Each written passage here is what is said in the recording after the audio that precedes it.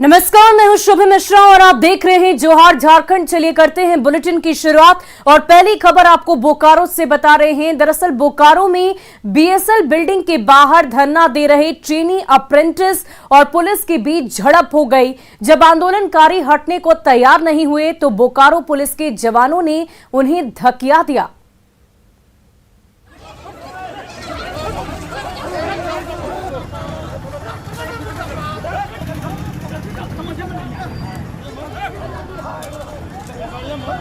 Police public के बीच तू मैं शुरू ही हुई थी कि अचानक खींचतान शुरू हो गई। आंदोलनकारी सड़क पर लेटने लगे तो ये खाकीधारी उन्हें वहीं घसीटने लगे। फिर तो माहौल कुछ ज्यादा ही गर्म हो गया। ये सब देखकर गुस्से से लाल पीली महिला आंदोलनकारियों का जत्था पुलिस वालों को खरी खोटी सुनाने लगा तो ये महिला सिपाहियों की फौज उन पर टूट पड़ी।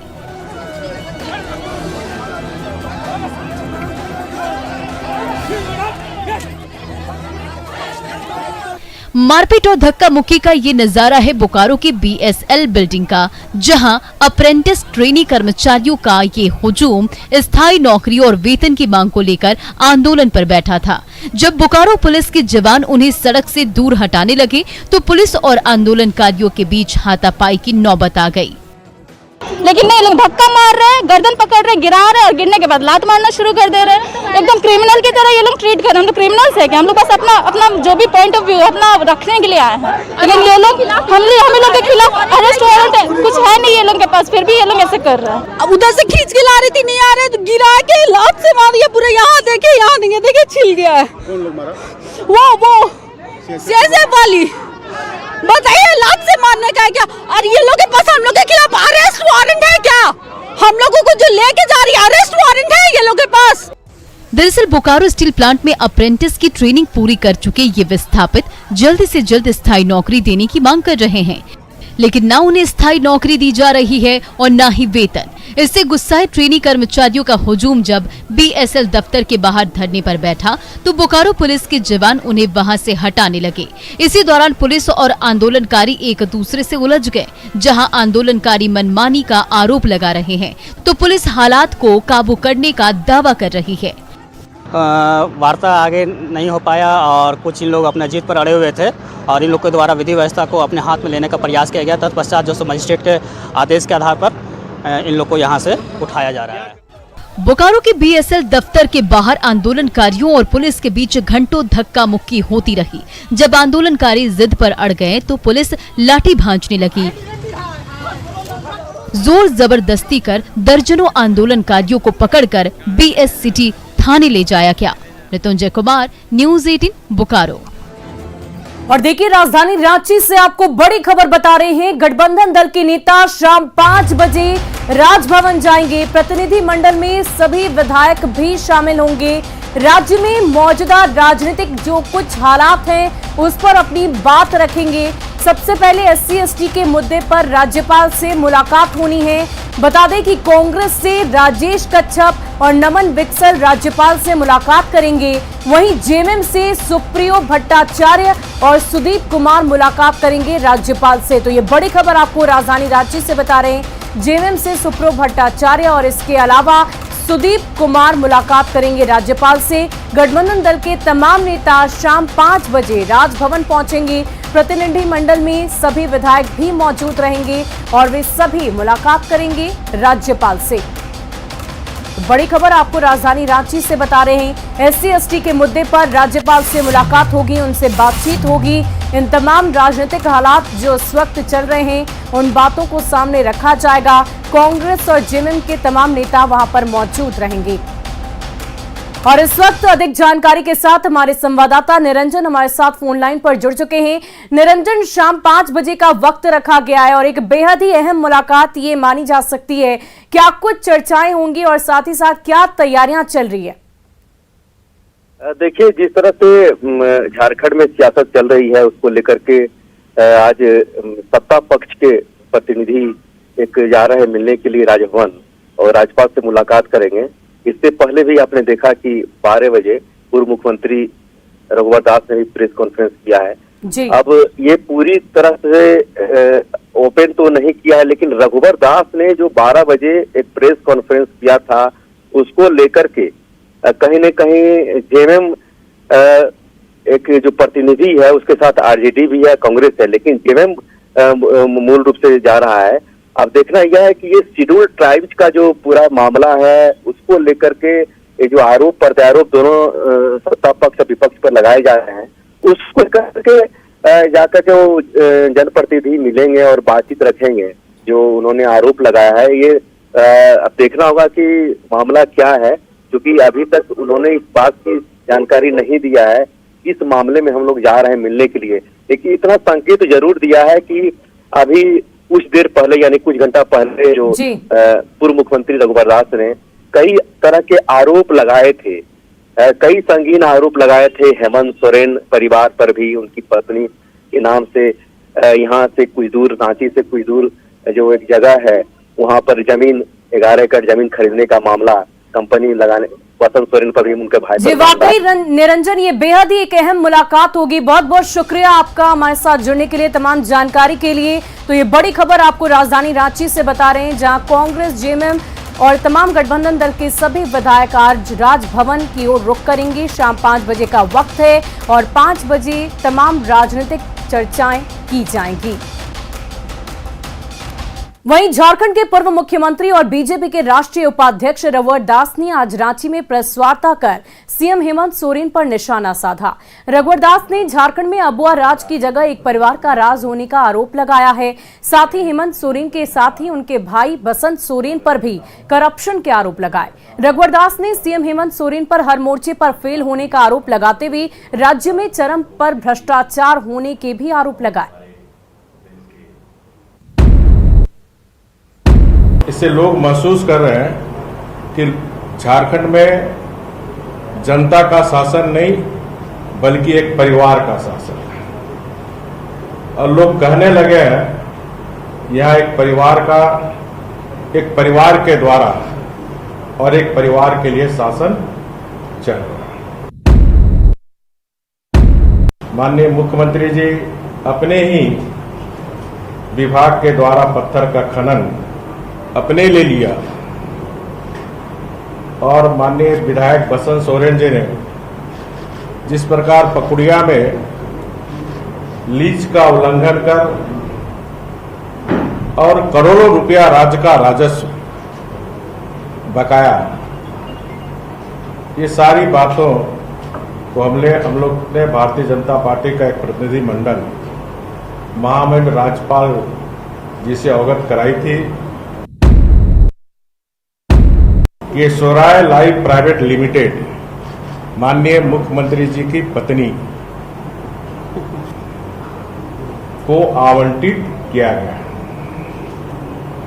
माननीय मुख्यमंत्री जी श्रम उद्योग विभाग के मंत्री हैं, इसलिए उपरोक्त विषय पर माननीय मुख्यमंत्री जी को सफाई राज्य की 3.25 करोड़ जनता को देनी चाहिए।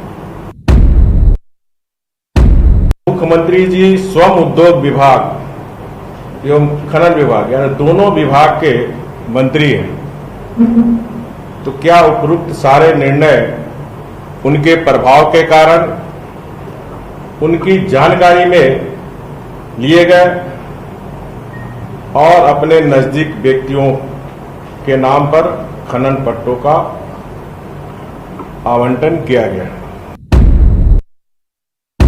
भोली भाली आदिवासी बच्चियों को प्रेम जाल में फंसाकर मुसलमान बनाने का काम भी जो कट्टरपंथी मुसलमान के द्वारा की जा रही है, और यही सिलसिला चलता रहे तो मैं मानता हूं कि आने वाले समय में इस जनजाति समाज अल्पसंख्यक की गिनती में आ जाएगी। ये सरकार मिशनरियों के दबाव में इस वर्ष 24 फरवरी 2022 को हेमंत सरकार जी ने चुपचाप गुपचुप तरीके से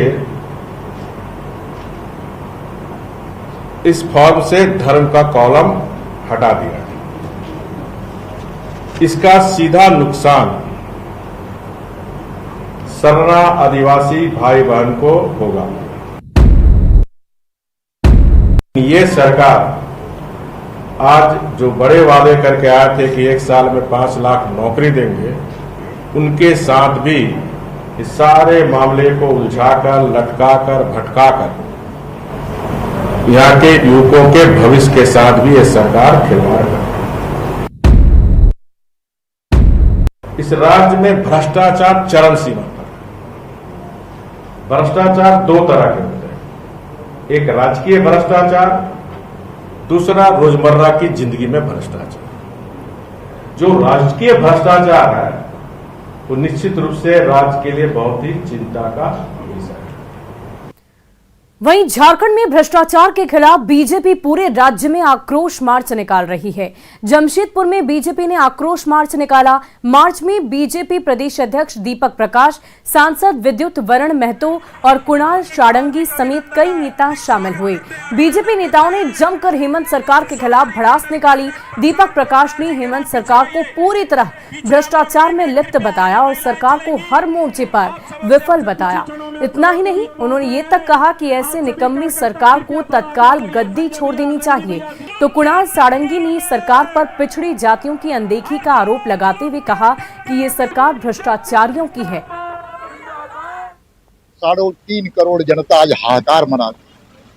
पानी हो, बिजली हो, सड़क हो, चिकित्सा हो, अपराध हो, पूरी तरह से सरकार हर मोर्चे पर विफल सरकार है। पंचायत के चुनाव में पिछड़ों के हक और हुकूक के साथ अपमान करने वाली सरकार है। पंचायत के चुनाव हो रहे हैं लेकिन पिछड़ों के अधिकार को देने का काम राज्य की सरकार ने अपने लिए सिर्फ और लीज का पट्टा लेने का काम किया।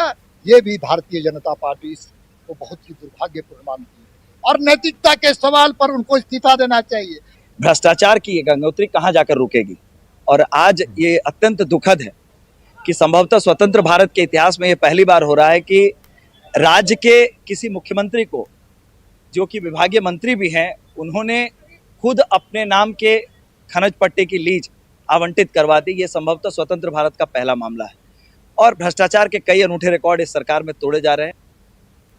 वहीं देवघर में बीजेपी ने हेमंत सोरेन सरकार की नाकामियों के खिलाफ आक्रोश मार्च निकाला। बिजली, पानी सहित अन्य समस्याओं को लेकर आज देवघर के शिवलोक परिसर से बीजेपी ने आक्रोश मार्च निकाला।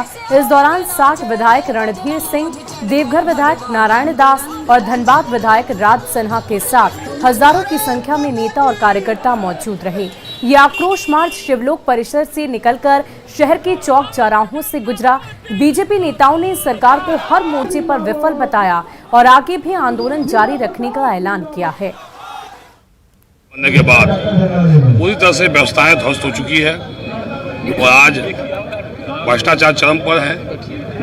पूरे देवघर जिला में बिजली की स्थिति ब्लैकआउट हो गई है। पूरे आप देख रहे हैं देवघर सहित पूरे ग्रामीण क्षेत्रों में जो बिजली की स्थिति हाहाकार मचा हुआ है।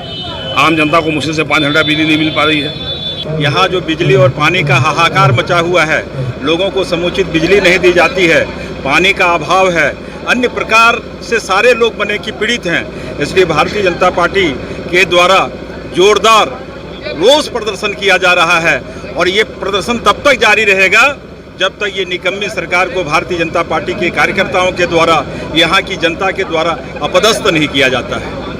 और चलिए अब बढ़ते हैं अगली खबर की ओर। बिजली और पानी की समस्या को लेकर सिमडेगा में बीजेपी के राज्यसभा सांसद समीर उरांव ने आम जनता की राय जानी। साथ ही उनकी समस्याओं को लेकर राज्यपाल के नाम एक मांग पत्र भी अधिकारियों को सौंपा। सांसद ने झारखंड सरकार को अक्षम सरकार करार दिया। साथ ही लीज मामले में सरकार को आड़े हाथों लेते हुए सीएम पर निजी हित के बारे में सोचने का आरोप भी लगाया। बिजली और पानी की घोर समस्या उत्पन्न हो गई है। चिलचिलाती गर्मी है और ऐसे समय में यहाँ हम बिजली का कनेक्शन लिए हुए हैं और बिजली का बाट जोहते रहते हैं और बिजली नहीं रहती है, जिसके कारण जो है पानी की भी सप्लाई नहीं हो पा रही है और ऐसे समस्या से यहाँ की जनता जूझ रहा है। वहीं स्वास्थ्य मंत्री बन्ना गुप्ता ने पूर्वी जमशेदपुर के विधायक सरयू राय पर क्रिमिनल एक्ट के तहत मानहानि का दावा ठोक दिया। जमशेदपुर के कोर्ट में आज सुबह बन्ना गुप्ता पहुंचे और अपने अधिवक्ता के माध्यम से मानहानि का दावा प्रस्तुत किया है। आपको बता दें कि पूर्वी जमशेदपुर के सरयू राय ने स्वास्थ्य मंत्री बन्ना गुप्ता पर पद का दुरुपयोग कर अपने लोगों के नाम से कोविड प्रोत्साहन राशि की निकासी का आरोप लगाया था और मुख्यमंत्री हेमंत सोरेन को पत्र लिखकर उन्हें बर्खास्त करने की मांग की थी। जवाब में मंत्री बन्ना गुप्ता ने सरयू राय को लीगल नोटिस भेजा और जवाब देने के लिए 21 अप्रैल तक का समय दिया गया। वहीं सरयू राय का कहना था कि नोटिस इस लायक नहीं है कि इसका जवाब दिया जाए और नोटिस की मियाद खत्म होते ही मंत्री को मुकदमा करने की चेतावनी दी थी। लीगल नोटिस भेजा गया, उसका जवाब उन्होंने तय समय पर नहीं दिया। उसके बाद जो प्रक्रिया है उसके तहत जो है फिर मानहानि का केस जो है दायर कर दिया गया। अब उसको सुनवाई पर रखा गया है। और वहीं स्वास्थ्य मंत्री बन्ना गुप्ता ने सरयू राय पर क्रिमिनल एक्ट के तहत मानहानि का दावा ठोका है। मानहानि का केस करने के बाद झारखंड की सियासत गर्मा उठी है। बीजेपी का कहना है कि जब ये मामला आया है तो दूध का दूध और पानी का पानी होकर रहेगा। जनता के सामने सच्चाई तो आनी ही चाहिए। देखिए, जब न्यायालय में मामला आए तो दूध का दूध और पानी का पानी होना ही चाहिए और न्यायालय करेगा। आरोप लगाने वाले और जिन पर आरोप लगा है ये न्यायालय में बातें आएंगी। झारखंड की जनता भी चाहती है बातें सामने आए और आना भी चाहिए, क्योंकि वो मंत्री हैं, संवैधानिक पद पर बैठे हुए हैं और संवैधानिक पद पर कोई आरोप कोई व्यक्ति लगाता है और ये तो सम्मानित विधायक आरोप लगा रहे हैं। देखिए, स्पष्ट मामला है, जब बातें न्यायालय में है तो उस पर टिप्पणी उचित नहीं होती है और जब अदालत में मामला गया है तो निश्चित रूप से दूध का दूध पानी का पानी जल्द हो, मेरी यही इच्छा है। और जब आरोप किसी मंत्री पर किसी चुने हुए जनप्रतिनिधि ने लगाए हैं तो बहुत गंभीर मसला है, इसकी निश्चित रूप से इसकी उचित जांच होनी चाहिए। और देखिए, राजधानी रांची से एक और बड़ी खबर आपको बता रहे हैं। बंधु तिर्की को झारखंड हाईकोर्ट से राहत मिल गई है। ये बड़ी खबर आपको बता रहे हैं। बंधु तिर्की को झारखंड हाईकोर्ट से राहत मिली है। हाईकोर्ट ने लोअर कोर्ट से प्रोविजनल बेल को कंफर्म कर दिया है। ये बड़ी खबर आपको बंधु तिर्की से जुड़ी हुई बता रहे हैं। दरअसल आय से अधिक संपत्ति मामले में उन्हें प्रोविजनल बेल कंफर्म कर दी गई है। सीबीआई विशेष कोर्ट के फैसले को हाईकोर्ट में चुनौती दी गई थी। सीबीआई कोर्ट ने बंधु तिर्की को 3 साल की सजा सुनाई है और 4 हफ्ते बाद एक बार फिर से इस पूरे मामले में सुनवाई की जाएगी। तो ये बड़ी खबर आपको बंधु तिर्की से संबंधित बता रहे हैं। आय से अधिक मामले में उनके ऊपर मुकदमा चल रहा है। 3 साल की सजा की बात कही गई है, लेकिन इन सब के बीच इस वक्त उन्हें प्रोविजनल बेल लोअर कोर्ट की तरफ से दी गई है। और फिलहाल के लिए इस बुलेटिन में इतना ही। मुझे दीजिए इजाजत। आप बने रहे न्यूज़ 18 बिहार झारखंड के साथ।